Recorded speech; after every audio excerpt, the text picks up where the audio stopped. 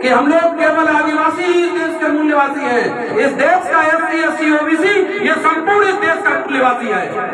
ये भारत सरकार नहीं, ये दुनिया के अंदर भारत में 2001 में एक रिपोर्ट पेश की गई थी टाइम्स ऑफ इंडिया में, जिसमें DNA के आधार पर यह तय हुआ था कि कौन कौन इस देश का मूल निवासी है। तो इस देश का SC, इस देश का ST और इस देश का OBC, इनका DNA एक पाया गया था और इसके आधार पर यह साबित हुआ कि ये देश के मूल निवासी है। लेकिन सत्ता ने इनको बांटने के लिए, षड्यंत्रकारियों ने इनको बांटने के लिए आज का दिन उनको केवल ट्राइबल डे के नाम से घोषित किया।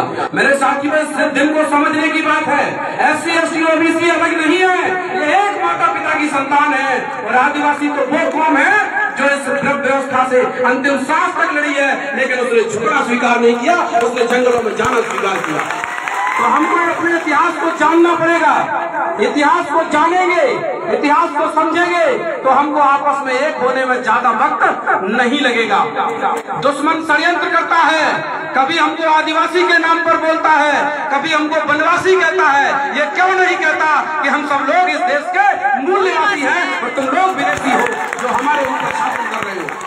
तो हमको इस बात को समझना है। और खुशी की बात है, मुझे बड़ा खुशी हो रही है इस बात की कि आज वो जो जिसको वनवासी कहा गया है, वो समाज आज इस बात को जान रहा है कि ना हम वनवासी हैं, हम इस देश के मूल निवासी हैं। ये देश हमारा है, इस देश को हमारे पुरखों ने बनाया है। जब हमारे पुरखों ने इस देश को बनाया है तो इस देश के धन धरती और राजपाट पर आज नहीं तो कल हम कब्जा करके ही रहेंगे। ये देश हमारा है, विरासत हमारी ही चलेगी। तो हमको इस बात को समझना है। लेकिन कुछ षड्यंत्रकारी इस देश को षड्यंत्र कर रहे हैं। 2 मिनट 10 मिनट, ठीक है, 10 मिनट नहीं, 5 ही मिनट बोलूंगा। तो आज हम लोगों को इस बात को समझना है, ये इंडिजीनियस डे रखा क्यों गया। पूरी दुनिया में क्रांतियां हुई। जब पूरी दुनिया में क्रांतियां हुई तो क्या हुआ, देश में कई देशों में विदेशी आक्रांता आए। उन लोगों ने दूसरे देशों पर राज किया, उनकी सेना को परास्त किया, वहां के लोगों पर उन्होंने अपना राजपाट स्थापित किया। जब इस तरीके का पूरे दुनिया में ऐसा माहौल बन गया कि कई देश के लोग कई देश के दूसरे देशों पर राज करने लगे, तो यूएनओ में इस बार बैठकर चर्चा हुई इस बात पे, जिसका जिक्र यहाँ किया गया है।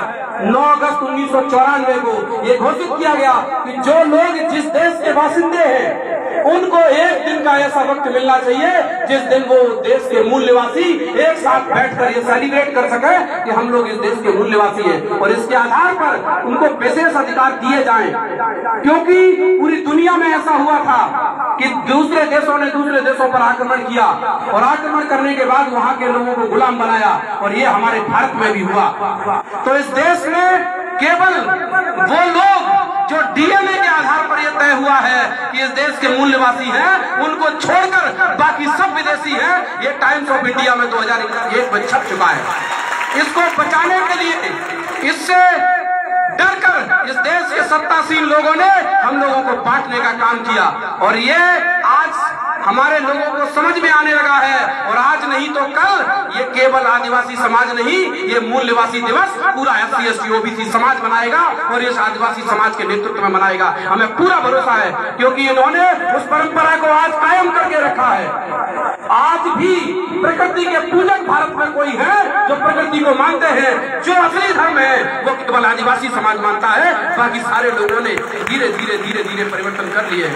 तो मैं आप लोगों से अंतिम बात के रूप में यही कहना चाहता हूँ, मेरे जो नौजवान भाई खड़े होने लगे हैं, अपने इतिहास को पढ़ें। इस कौम में टांटिया मामा भील जैसे वीर पैदा हुए हैं, इसमें बिरसा मुंडा जैसे महानायक पैदा हुए हैं, इसमें ऐसे लोग पैदा हुए हैं जिन्होंने न कभी अंग्रेजों के सामने घुटने टेके हैं, न कभी मुगलों के सामने घुटने टेके हैं, न कभी इन्होंने आर्यों के सामने घुटने टेके हैं। इन्होंने जंगलों में जाना स्वीकार किया, लेकिन अपनी अस्मिता को, अपनी देश की संस्कृति को, अपनी सभ्यता को मिटाना स्वीकार नहीं किया है। तो जो कौम अपनी सभ्यता को, संस्कृति को नहीं मिटने देती है, समय जरूर लगता है, वो परेशान होती है, लेकिन आने वाले वक्त में वो इस देश पर राज करेगी, इसे कोई रोक नहीं सकता है। ये क्रांति का आगाज है, और इस क्रांति का आगाज को अंतिम रूप देता है हमारा भारत का संविधान, क्योंकि संविधान में यह अधिकार है कि इस देश का कोई भी मूल्यवासी व्यक्ति इस देश पर राज कर सकता है। तो हम लोगों को इस बात को समझना है और आपस में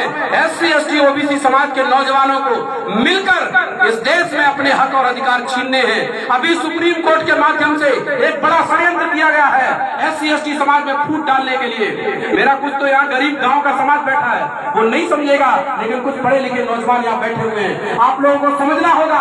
अभी आपने देखा होगा जज की भर्ती निकली थी और जज की भर्ती में 350 से ज्यादा भर्ती निकाली गई और फिर उसमें नॉट फाउंड सुटेबल कहा गया, NPS लगाकर वो सारी की सारी SC की भर्ती सामान्य वर्ग में कन्वर्ट कर दी गई। ये हमारे अधिकारों पर डाका हम ज्यादा दिनों तक बर्दाश्त नहीं करेंगे। जब हमारे समाज में जब SC ST के लोग जब सभी बच्चे फॉर्म में अप्लाई कर रहे हैं, तब हमारे लाखों बैकलॉग के पद खाली पड़े हैं। जब हमारे अंदर कैटेगरी में भी कैटेगरी लगा दोगे तो बताइए हमारे बच्चे कहां जाएंगे। इसको हमको समझना है और मिलकर इस लड़ाई को लड़ना है और इसके खिलाफ बहुत जल्दी एक बड़े आंदोलन का आह्वान होगा। तो मैं आप लोगों से हाथ जोड़कर निवेदन करता हूं कि SC ST को बांटने का जो सुप्रीम कोर्ट के माध्यम से सरकार का षड्यंत्र है, हम इसका पर्दाफाश करेंगे और अपने बच्चों की जिंदगियों को बर्बाद नहीं होने देंगे। हम आरक्षण में किसी भी प्रकार का बंटवारा नहीं होने देंगे।